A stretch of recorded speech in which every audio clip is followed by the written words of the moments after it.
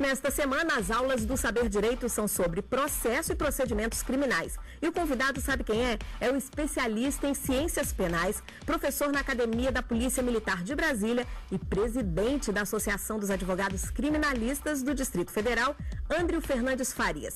Tem dúvidas sobre o assunto? Então mande um e-mail pra gente, saberdireitotudojunto@stf.jus.br. Você sabe, pode também estudar pela internet, acessando o site www.tvjustiça.jus.br. Sejam bem-vindos mais uma vez, caros companheiros de trincheira, caros amantes do processo penal. Dando continuidade, eu me chamo, eu não vou ser deselegante, eu me chamo Andreo, ministro aula de Direito Processual Penal e estou aqui agora no programa Saber Direito para a gente conversar sobre processo e procedimentos criminais.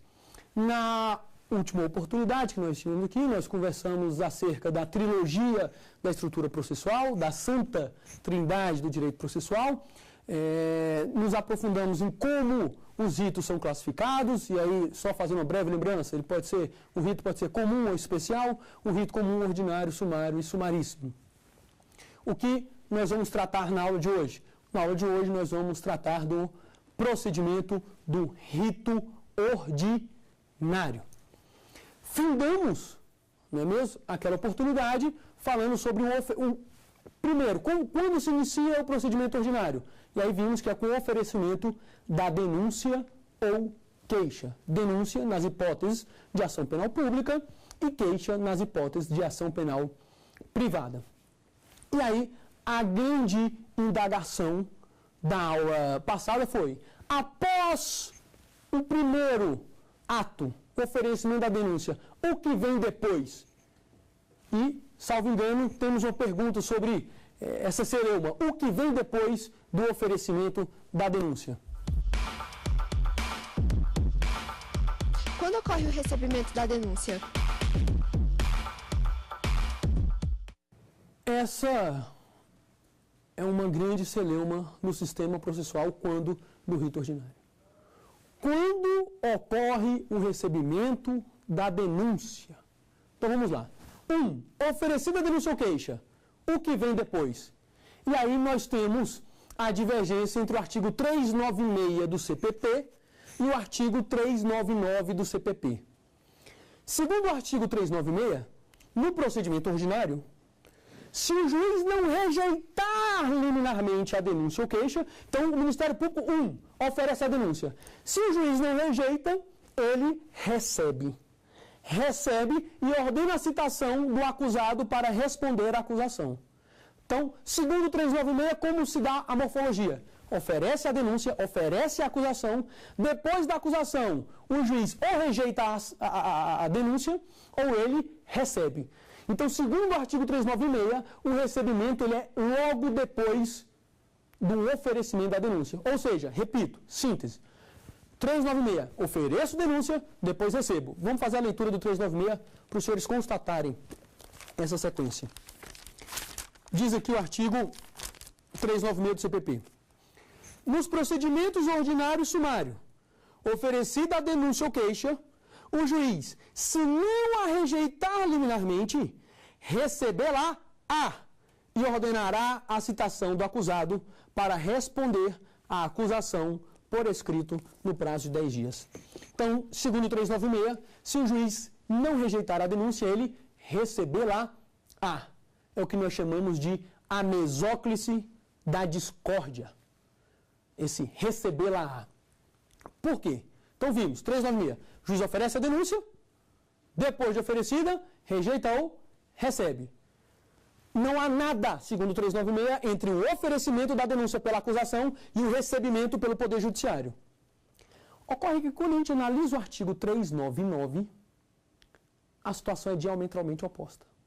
O artigo 399 vai nos dizer o seguinte, que após o oferecimento da denúncia, isso fica implícito com a leitura do 399, a gente vai ver daqui a pouco, após o oferecimento da denúncia, eu vou ter a resposta à acusação, a defesa preliminar, eu vou ter a ouvida da defesa. Então, o Ministério Público fala, a acusação aonde que o Ministério Público fala? Na denúncia. Depois que o Ministério Público fala, segundo o artigo 399, o que vem depois? Resposta à acusação. Depois da resposta, o juiz recebe, rejeita ou absolve. Se o juiz não absolver, não rejeitar, ele recebe e ordena audiência de instrução, audiência única de instrução, debate e julgamentos. Vamos fazer a leitura do 399. Vamos lá. Recebida a denúncia ou queixa, artigo 399. O juiz, veja, recebida a denúncia, o juiz designará dia e hora para a audiência. Então, percebe o que o artigo 399 diz? Recebida a denúncia, o juiz vai designar o quê? Resposta da defesa? Não. Recebida a denúncia, vai ter audiência. E a resposta? Cadê a resposta? A resposta já aconteceu lá atrás. E aí? O que fazer? Sintetizar. Artigo 399, que acabamos de ler. A acusação oferece a denúncia, defesa se manifesta em uma resposta à acusação, depois da resposta à acusação da defesa, juiz rejeita, recebe ou absolve. Se receber, designa audiência. Compreendemos? Então, oferecimento da denúncia, agora, vamos lá, na ótica do 399, oferecimento da denúncia, 2, resposta à acusação, 3, recebimento, rejeição, absolvição. Se o juiz recebe, 4, audiência única de instrução, debate e julgamento. Como se dá com uma ótica do 396? Oferecimento da denúncia. 2, recebimento. 3, resposta à acusação. Ou seja, no 396, a resposta à acusação é depois do recebimento. O juiz recebe, depois cita o acusado para apresentar a resposta. Já no 399, o recebimento da denúncia é depois da resposta à acusação. Compreenderam? 399. Recebimento após a resposta à acusação. 396. Recebimento antes da resposta à acusação. E aí o que fazer? 396 ou 399? A doutrina amplamente majoritária, e os tribunais pátrios, de forma maciça, entendem o quê? Que o recebimento se dá de acordo com o artigo 396. Então, aqueles que estão fazendo concurso, aí, você que está fazendo concurso, vai fazer exame de ordem, concurso público, provas e etc. de faculdade, o que você vai colocar na sua provinha lá objetiva? Recebimento se dá de acordo com o artigo 396. Ou seja, o juiz recebe a denúncia logo depois que a denúncia foi oferecida. E quando vem a resposta? A resposta vem depois do recebimento da denúncia. Agora, o que alguma parte da comunidade jurídica, como que ela entende essa controvérsia?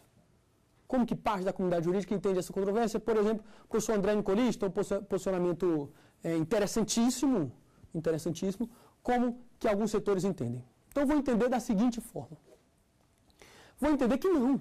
O recebimento não se dá de acordo com o artigo 396. O recebimento da denúncia tem que ocorrer após a resposta à acusação. Tem que ocorrer consoante dispõe o artigo 399. E qual é o fundamento para isso? O fundamento é que o juiz apenas deve decidir depois de ouvir ambas as partes. Princípio comezinho de qualquer relação processual. Ou seja, antes de ouvir uma parte, o juiz deve ouvir a outra. O que essa doutrina está querendo dizer? Vamos aplicar o contraditório. De acordo com se eu receber a denúncia na ótica do artigo 399, eu estou homenageando, eu estou festejando que princípio sagrado para o processo? O princípio do contraditório. Então, o juiz ouve a acusação da denúncia, ouve defesa na resposta à acusação, depois de ouvir as duas partes, é que ele vai decidir. Decidir o quê? Se recebe ou se rejeita. Data venia, esse é o entendimento que eu entendo mais concetâneo com o quê? Com aquilo que nós falamos de pensar o processo penal e os procedimentos criminais não como caminho necessário para se impor uma pena, mas pensar o processo penal como instrumento do projeto democrático. pensar o processo penal como um instrumento para assegurar direitos e garantias fundamentais. Qual dessas duas interpretações? 396 ou 399? Que melhor efetiva o princípio constitucional do contraditório? Eu não tenho a menor dúvida, é indubitável. É sobre a ótica do 399. Ou seja, o juiz só decide se recebe ou rejeita depois da ouvida, depois da oitiva da defesa. Então, por honestidade intelectual, eu preciso ressaltar para os senhores o quê? Que o entendimento dos tribunais pátrios, e isso é pacífico e da maioria da doutrina, é que o recebimento se dá, infelizmente, data máxima venia, numa interpretação que menos favorece a eficácia do princípio do contraditório, o recebimento ele se dá antes da resposta à acusação. Esse é o entendimento, por exemplo, para citar um precedente aos senhores, do STJ, que no HC 138089 dispôs, aspas, HC, quem quiser pegar aí, 138089. O que o STJ disse? Aspas. É de se entender que o recebimento da denúncia se opera na fase do artigo 396 do Código de Processo Penal. Então, aí, minha honestidade intelectual para com os senhores, prevalece com o entendimento, o quê? Recebimento antes da resposta à acusação. Então, vamos lá. Seguindo a doutrina majoritária e os entendimentos pretorianos. Como é que está a morfologia do procedimento ordinário, gente? Oferecimento da denúncia, depois, juiz recebe ou rejeita, e se o juiz receber, cita o réu para apresentar resposta à acusação. Então tá, o recebimento vem logo depois de oferecida a denúncia. E agora tem outro tema controvertido. Qual é esse tema controvertido? Vamos lá. O recebimento da denúncia precisa ser fundamentado? Esse ato judicial, essa decisão do juiz, que recebe a denúncia. Então o Ministério Público não ofereceu. Vem para o juiz. O juiz vai decidir que recebe. Esse ato judicial que diz, recebo a denúncia do Poder Judiciário, precisa ou não precisa ser fundamentado? E aí eu deixo a indagação aos senhores. O magistrado precisa fundamentar a decisão de recebimento? Alguns que estão mais próximos da Constituição vão dizer, André, mas é óbvio, até as pedras sabem que todas as decisões judiciais precisam ser fundamentadas. Aí eu digo para você que me fez essa colocação, da onde o senhor tirou isso? Tirou isso da onde? E aí você vai me responder, está esculpido no artigo 93, inciso 9 da Constituição. Vamos ler o artigo 93, inciso 9 da Carta da República. Então está lá, artigo 93, inciso 9 da Constituição. Vamos ver o que ele diz. Vamos ver se esse rebelde tem razão. Vamos lá. 93, inciso 9. Diz, aspas, Constituição Federal, todos os julgamentos dos órgãos do Poder Judiciário serão públicos e fundamentadas todas, vou repetir, e fundamentadas todas as decisões. Aqui não tem a maioria, aqui não tem algumas, aqui não tem as melhores, a piores, está dizendo o quê? Fundamentadas todas as decisões do Poder Judiciário devem ser fundamentadas. Ora, esse ato judicial que recebe a denúncia é ou não é uma decisão? E a resposta, inexoravelmente, só pode ser óbvio. Sim, esse ato judicial que recebe a denúncia é uma decisão. E aí vem a segunda indagação. Então, se esse ato judicial que recebe a denúncia é uma decisão, ele precisa ser fundamentado? Ele precisa ser motivado? É lógico.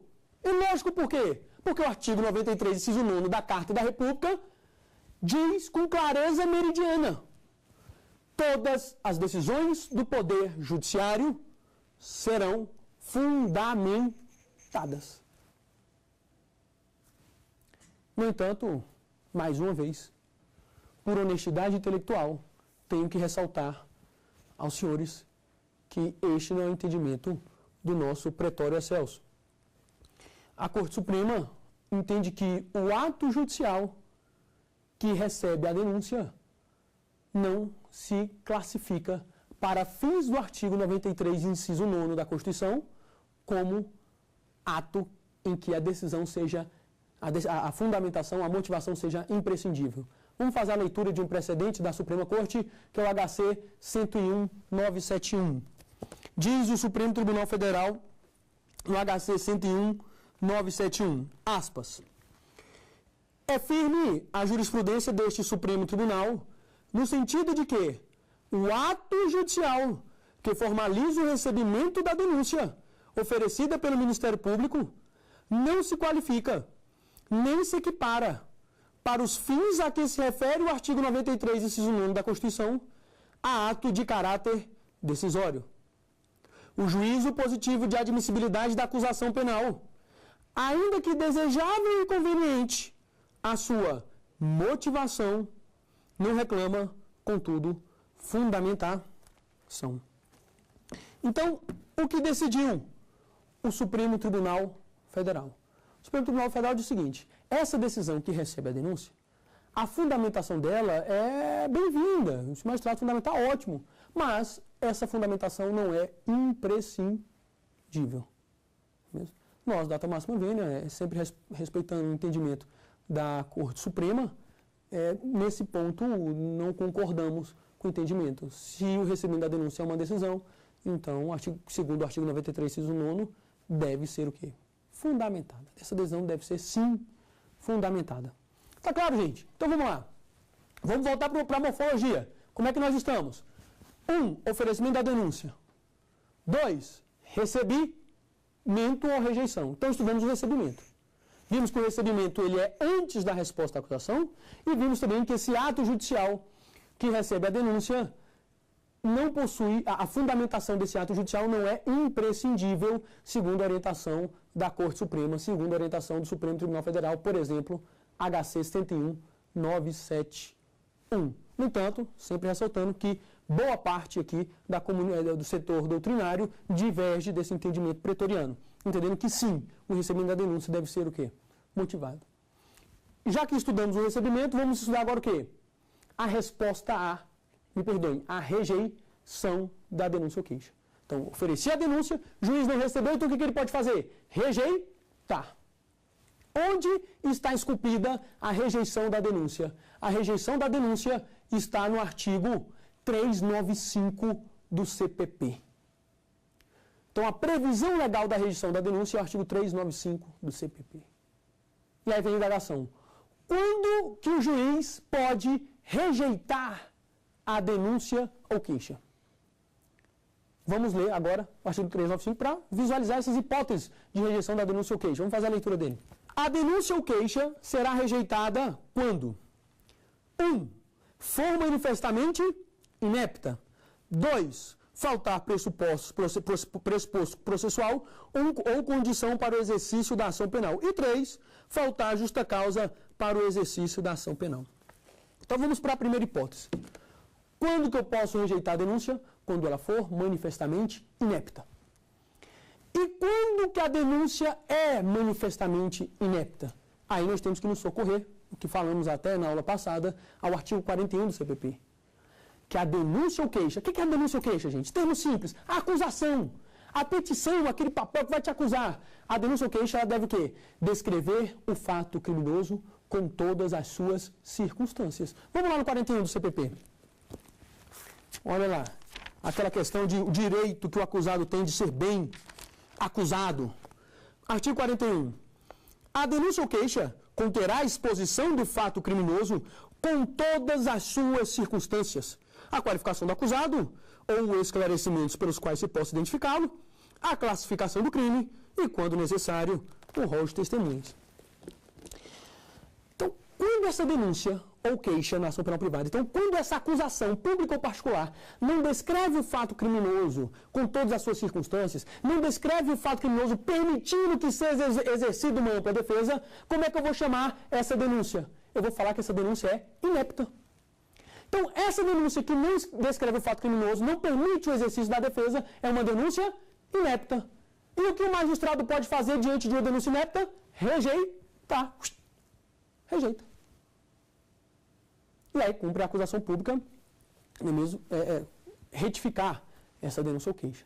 Então, primeira hipótese de rejeição, inépcia. Segunda hipótese de rejeição, faltar pressupostos processuais ou condição da ação. E aqui, falando das condições da ação, nós sabemos que para o senso comum teórico, para a doutrina clássica, quais são as condições da ação penal? Possibilidade jurídica do pedido, interesse de agir, legitimidade das partes e justa causa.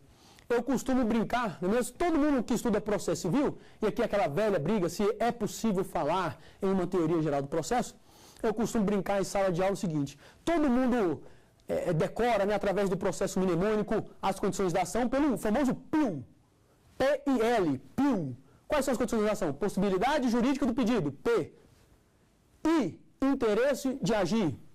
L, legitimidade das partes. Então, é o famoso PIL. E eu costumo brincar com os alunos em sala de aula de que, questão de prova, não é mesmo? Processo penal, ele é mais rico ou mais pobre que o processo civil? E é óbvio que o processo penal ele é mais rico. Se ele é mais rico, ele tem mais uma condição da ação. Ele não se sustenta apenas com o PIL, com a possibilidade jurídica do pedido, o interesse de agir e a legitimidade das partes. O que o processo penal também exige para uma ação penal viável? Ele exige a justa causa. Então, o que é essa justa causa da ação penal? Veja, acusar alguém é algo de extrema gravidade. Extrema gravidade. E por que dizemos que é algo de extrema gravidade? Veja, quando você está sendo acusado, ou até mesmo investigado, você pode estar sujeito à prisão preventiva, pode estar sujeito à medida de busca e apreensão.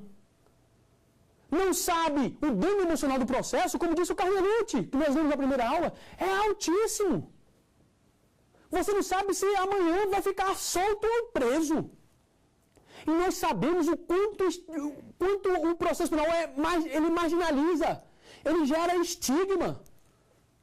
Veja se isso não ocorre. Se o vizinho faz uma busca, se você está em casa e vê que na casa do vizinho foi feita uma busca e apreensão, fizeram busca e apreensão na casa do vizinho, o que todo mundo da comunidade já começa a falar? Sabia que era bandido. Veja, uma medida de busca e apreensão, e aquela pessoa é presumidamente inocente. Mas o processo penal, ele gera estigma. O processo penal, ele marginaliza.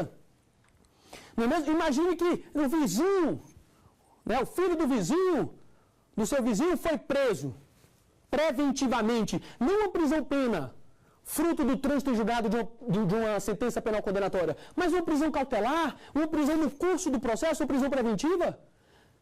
Todos já olham para aquela pessoa como se fosse o quê? Um criminoso. A presunção na prática é de culpabilidade. O processo penal é um estigma. A pessoa tem as suas comunicações telefônicas grampeadas, interceptadas. Então nós não podemos perder de vista que o processo penal é algo muito grave. O processo penal por si só é uma pena. Temos que entender isso. O processo penal por si só é uma pena. Responder um processo é uma pena. E pela oportunidade de ser advogado, militante dessa área, a gente pode constatar quais são os efeitos na prática do processo penal na vida de uma pessoa. Muitos adoecem. Ficou a saúde mental adoecida por conta daquela angústia de não saber o que virá. E veja, não podemos ser inocentes, não podemos ser ovelhinhas, não podemos ser ingênuos. Processo não combina com certeza, com segurança. Processo é incerteza. Processo é insegurança. Como assim? O inocente pode ser condenado, infelizmente. É a cifra da injustiça, o inocente condenado. E o culpado pode ser absolvido. Isso é o processo. Infelizmente. E é aqui que nós, que não podemos ser ingênuos, temos que fazer uma opção. Ou é presunção de inocência ou é presunção de culpabilidade. O que é presunção de inocência? Eu vou defender todos os inocentes, ainda que eu pague o preço de um culpado solto. Ou eu vou partir da pressão de culpabilidade. Nenhum crime ficará impune. Vamos colocar todo mundo na cadeia, ainda que paguemos o preço de um inocente condenado. Isso, quando nós dizemos que somos garantistas, os incautos acham que nós aplaudimos a impunidade. Não se trata disso. Se trata do quê? Para condenar alguém, para tirar a liberdade de alguém, que é um dos bens jurídicos mais valiosos, é preciso que se respeitem as regras do jogo. Quer condenar? Condena, mas respeita contraditório, ampla defesa, presunção de inocência, motivação das decisões. Sabe por quê? Porque se você condenar respeitando as regras do jogo, se você condenar respeitando o procedimento e a Constituição, a probabilidade daquela decisão de condenação corresponder com a realidade aumenta. Agora, meu caro, se você condena atropelando o contraditório, atropelando a ampla defesa, passando por cima de motivação das decisões, presunção de inocência, etc., a chance de você estar cometendo uma injustiça cresce bastante. Então, dentro dessa ideia de que o processo penal é uma coisa séria, de que acusar alguém é seríssimo, porque essa pessoa amanhã pode ser presa preventivamente, pode ter suas comunicações telefônicas interceptadas, pode... É que eu exijo o quê para o processo penal? Para uma ação penal, eu exijo um mínimo de provas quanto à autoria e materialidade. Eu exijo o quê? Justa causa da ação penal, para a ação penal. O que é a justa causa? Então, a gente viu que quais são as condições da ação penal? Possibilidade jurídica do pedido, interesse de agir, legitimidade das partes, até aqui o pio. E mais o que eu exijo no processo penal? Eu exijo justa causa. Mínimo de elementos, mínimo de indícios quanto à autoria e materialidade. Por quê? Porque eu sei que o processo penal, por si só, é um dano. Ele, por si só, pode ser até mesmo que uma tortura. Então, uma das condições da ação penal, gente, é a justa causa. Porque no processo penal eu discuto liberdade. Então, o juiz pode rejeitar a denúncia ou queixa porque ela é inepta, não descreve o fato criminoso com as suas circunstâncias, deixando impossibilitado o exercício da defesa, ou porque falta uma das condições da ação, que pode ser a ausência de elementos mínimos, elementos, indícios quanto à autoria e materialidade. O juiz pode rejeitar a denúncia ou queixa. E a última hipótese está lá, a justa causa separada das condições da ação. Aí alguns podem falar assim, não estou entendendo. O artigo 395, inciso 1º diz, o juiz pode rejeitar a denúncia quando ela for inepta. No segundo, quando faltar pressupostos processuais ou condições da ação. E no terceiro, quando faltar justa causa. Você não acabou de dizer que justa causa é uma das condições da ação? É verdade. Para a maioria esmagadora da comunidade jurídica, a justa causa é uma das condições da ação.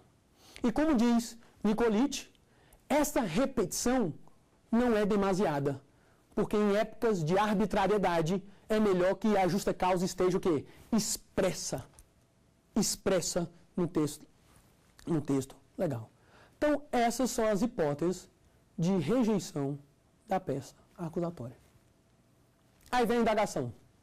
Cabe recurso da decisão do juiz que rejeita a denúncia ou queixa?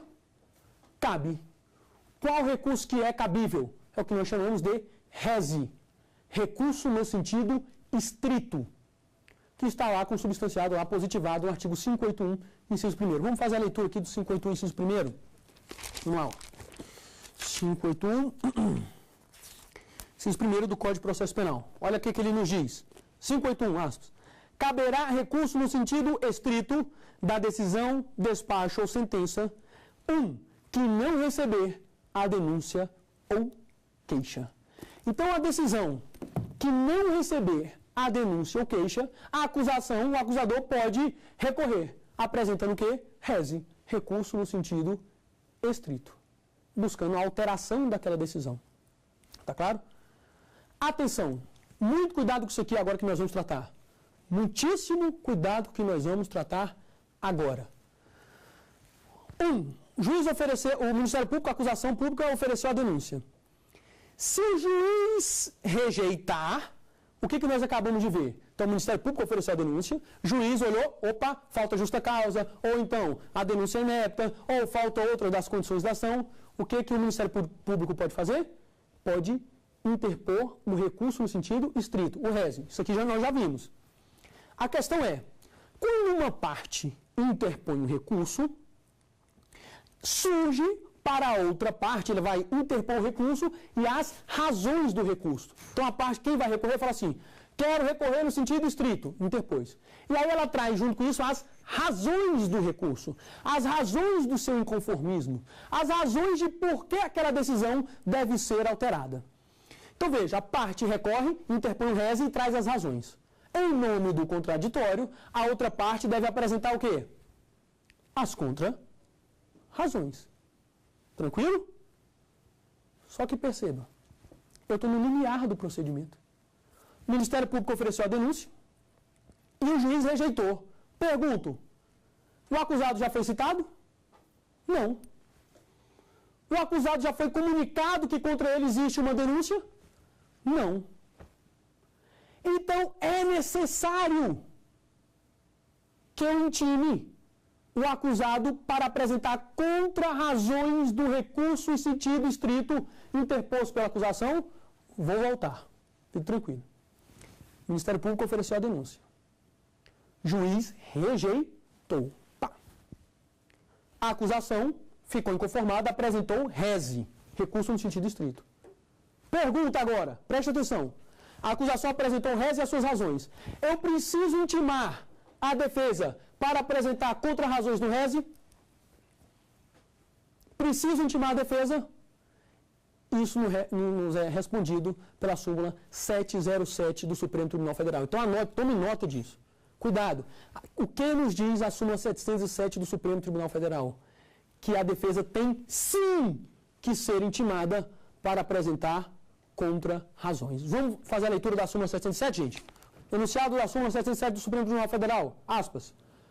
Constitui nulidade a falta de intimação do denunciado para oferecer contra-razões ao recurso interposto de rejeição da denúncia, não suprimindo a nomeação de defensor dativo. Preste muita atenção, vou ler mais uma vez. Constitui nulidade a falta de intimação do denunciado para oferecer contra-razões ao recurso interposto da rejeição da denúncia, não a suprindo a nomeação de defensor dativo. Então, meu caro, se o Ministério Público interpor rese da rejeição da denúncia, o acusado, o denunciado, tem que ser intimado para apresentar contra-razões, sob pena de nulidade. Mas, André, ele nem foi citado. É verdade, ele nem foi citado, mas tem que ser intimado para apresentar contra-razões ao recurso no sentido que? Estrito. Ficou claro? Entendido essas hipóteses de rejeição da denúncia ou queixa? Sossegado? Tranquilo, gente? Então vamos passar para onde? Vamos continuar na morfologia dos procedimentos. Ofereci denúncia, imaginemos que o juiz recebeu. O juiz recebeu, vou citar o acusado para apresentar o quê? Para apresentar agora a sua defesa. Vou citar o acusado para apresentar resposta à acusação. Então vamos lá. Juiz recebeu a denúncia ou queixa, cita o acusado para apresentar resposta. Onde está previsto essa resposta à acusação? Artigo 396 e 396-A do Código de Processo Penal. Vamos dar uma lida neles. 396 e 396-A do CPP. Vamos lá, 396-A. Na resposta, o acusado poderá arguir preliminares e alegar tudo que interessa à sua defesa, oferecer documentos e justificações, especificar as provas pretendidas e arrolar testemunhas, qualificando-as e requerendo a intimação quando necessário. Qual o cuidado que a gente tem que ter aqui? Seguinte, quando que o Ministério Público ou o querelante vai arrolar as suas testemunhas? Na denúncia ou queixa, no número 1. Quando a defesa arrola suas testemunhas? No número 3. Na resposta à acusação. Até quantas testemunhas a defesa pode arrolar? Pode arrolar até 8. E aí vem a pergunta, mas e se a defesa não arrolar essas testemunhas na resposta à acusação. Aí, meu caro, é perigoso, porque aí operou-se o fenômeno da preclusão. Então, veja, a defesa tem que arrolar as testemunhas na resposta à acusação. Sob pena do quê? Sob pena de preclusão. Então, vamos lá. Resposta à acusação, 396 e 396A do Código de Processo Penal. Qual é o prazo para oferecer essa resposta à acusação? Resposta à acusação deve ser apresentada no prazo de 10... Veja, resposta à acusação deve ser apresentada no prazo de 10 dias. Tá certo? E aí, vamos lá. Esse prazo de 10 dias, contado do quê? Você vai contar de onde esse prazo de 10 dias? Quando que se inicia a contagem? Então, cuidado, não confunda aqui o processo penal com o processo civil. Lá no processo civil tem um negócio lá de contagem do prazo, quando juntado de mandado, blá, blá, blá, blá. Aqui no processo penal é diferente. Como que eu vou contar esse prazo de 10 dias? No dia em que o réu foi citado pelo oficial de justiça. Então, se o réu foi citado pelo oficial de justiça dia 10 de maio, qual é o termo adquém? Qual é o prazo final para ele apresentar a resposta? 10 de maio? 11, 12, 13, 14, 15, 16, 17, 18, 19, 20. Então, no dia 20 de maio é que ele deverá, é o prazo fatal para ele apresentar a sua resposta à acusação. Cuidado, muito cuidado com isso. Processo penal, os prazos se contam do dia em que o acusado tomou conhecimento da acusação. E não da juntada aos autos do mandado, etc, etc, etc, como é lá no processo civil. Cuidado com isso. Vamos lá, súmula 710 que se debruça sobre essa temática. Súmula 710 do STF. Olha o que ela nos diz. Aspas. No processo penal, contam-se os prazos da data da intimação e não da juntada aos autos do mandado ou da carta precatória ou de ordem. Então, aqui no processo penal, os prazos, repito, vão se contar do dia da do dia que o acusado foi comunicado. Tá certo? Então, ele tem 10 dias para apresentar resposta à acusação. Lembrando, nessa resposta, ele deve alegar o quê? Tudo que interessa à sua defesa. Tudo que interessa à sua defesa, ele pode alegar nessa resposta à acusação. E o que ele não pode esquecer de fazer? Ele não pode esquecer de arrolar as testemunhas. Até quantas? No rito ordinário, ele pode arrolar até 8 testemunhas. E se ele não arrolar na resposta à acusação, o que vai acontecer? Preclusão. Acabou. Já era. Balbal. Tá certo, gente? Então, vamos lá. Resposta à acusação, prazo 10 dias, deve arrolar testemunhas até o máximo de 8, se não arrolar preclusão, e aí vem um questionamento. E se o acusado não apresenta a resposta à acusação? Ele não tem 10 dias? Passou 10 dias, não fez nada. Ficou silente. Passou os 10 dias, o acusado não fez nada, não apresenta a resposta à acusação. Pergunta, o processo vai continuar sem a resposta à acusação? Pode o juiz determinar, então não apresentou resposta à acusação? O problema é seu, o processo segue. Aqui não. No processo penal aqui, se o acusado não apresentar a resposta à acusação é uma peça obrigatória. Resposta à acusação é uma peça obrigatória. Só assim, Ândio, como assim obrigatória? Se não tiver resposta. Se não tiver resposta, nulidade absoluta. Então é o seguinte, acusado foi citado para apresentar a resposta. Não apresentou resposta, o que o magistrado deve fazer? Deve nomear defensor dativo para apresentá-la.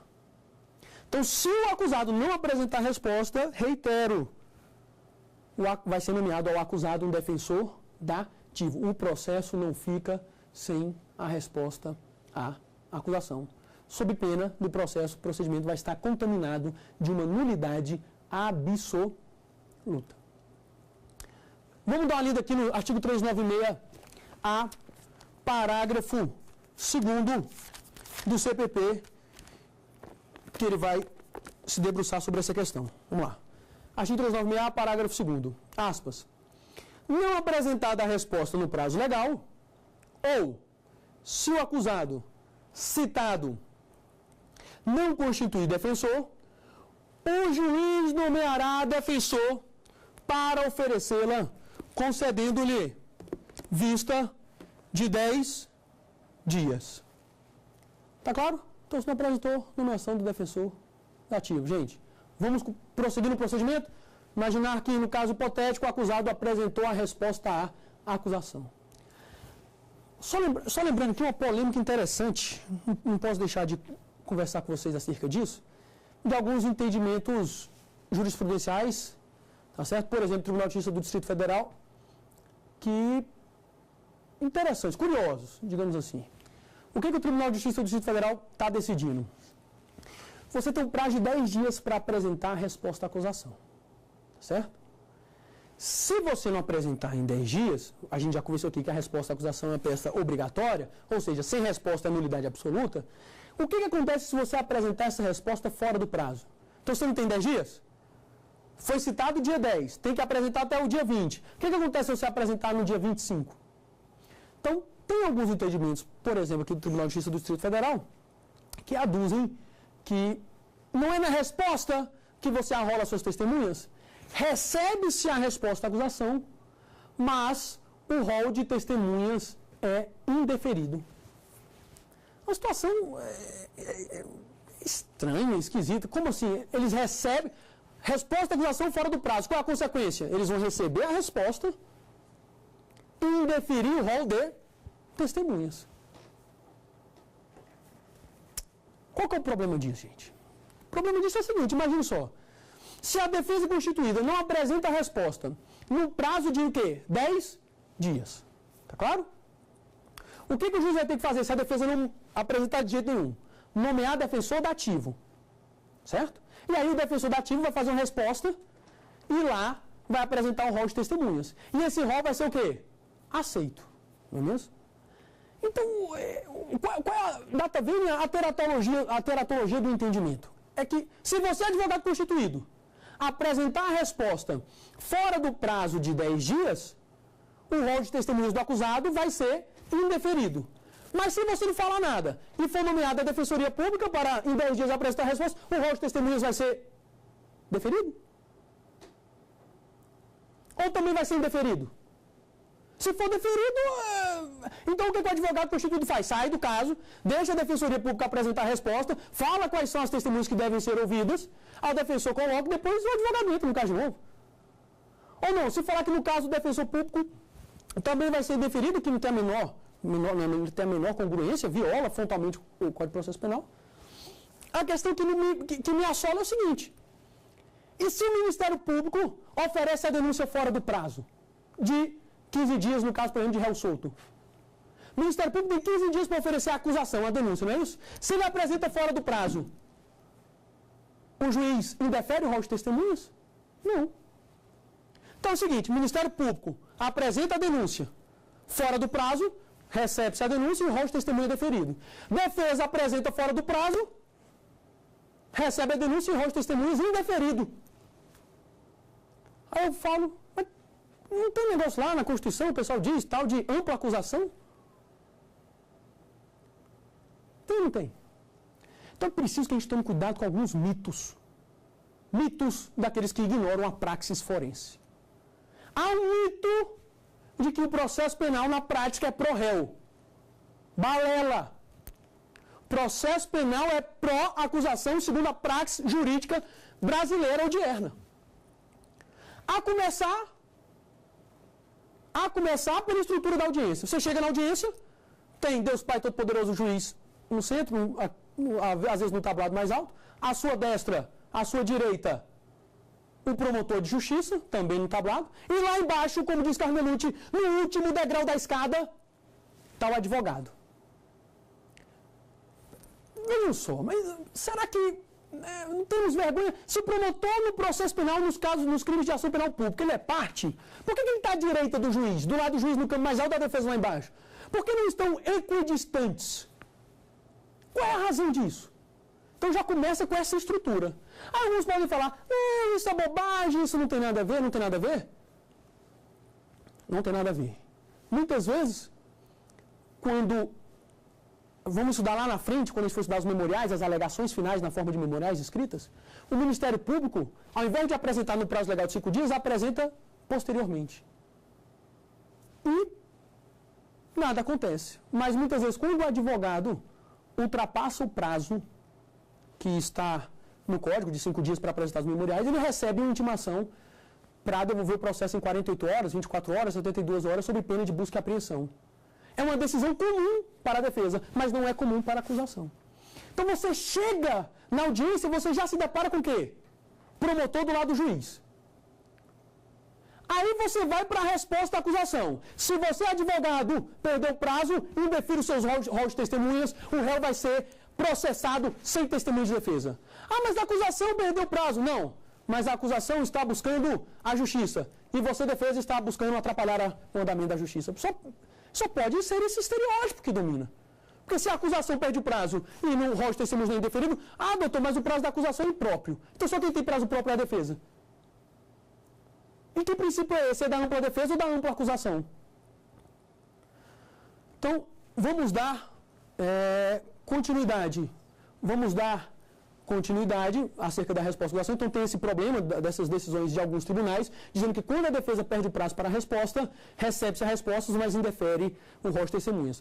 Só nesse tema é importante ressaltar as decisões, algumas decisões do Tribunal de Justiça do Rio Grande do Sul, na Câmara Criminal, e agora me falha o número do acordo da Câmara Criminal do Tribunal de Justiça do Rio Grande do Sul, decisão digna de todos os louvores. Falou, isso não existe. Ou você aceita a resposta da acusação e o rol de testemunhas, ou você indefere o rol de testemunhas e a resposta da acusação. Porque muitas vezes na resposta da acusação só tem praticamente o rol de testemunhas. Se você indefere o rol, você está indeferindo a resposta da acusação. Então, louvável esse acordo do Tribunal de Justiça do Rio Grande do Sul que assim decidiu. Então, saímos da resposta da acusação. A acusação ofereceu a denúncia. 2, juiz recebeu. Juiz recebeu a denúncia, vai o quê? Citar o acusado para apresentar resposta à acusação em 10 dias, podendo rolar até 8 testemunhas. O acusado oferece a resposta à acusação. Qual é o próximo passo? E aqui, mais uma celeuma, mais uma divergência. Qual é a celeuma? Qual é a divergência? Segundo a sequência de atos esculpido no Código de Processo Penal, após a resposta à acusação, perceba, o Ministério Público ofereceu a denúncia, o juiz recebeu, cita, resposta à acusação. O que tem depois da resposta à acusação? O Ministério Público não falou uma vez? Falou. Defesa não falou uma vez? Falou também. O que o juiz vai ver? O juiz vai verificar se absolve sumariamente. Isso é o que está na dinâmica, na sequência de atos no Código de Processo Penal. Mas a grande controvérsia é, depois que a defesa apresenta a resposta à acusação, deve-se abrir prazo para ouvir o Ministério Público? Depois da resposta à acusação, a gente vai ouvir o Ministério Público antes da decisão de absolvição sumária? Essa resposta a essa indagação, nós vamos responder essa indagação no nosso próximo encontro, tá certo? Quando vamos falar sobre essa decisão de absolvição, se o Ministério Público deve ou não deve ser ouvido após a resposta à acusação. Deve ou não deve? Essa é a grande indagação da aula que vem.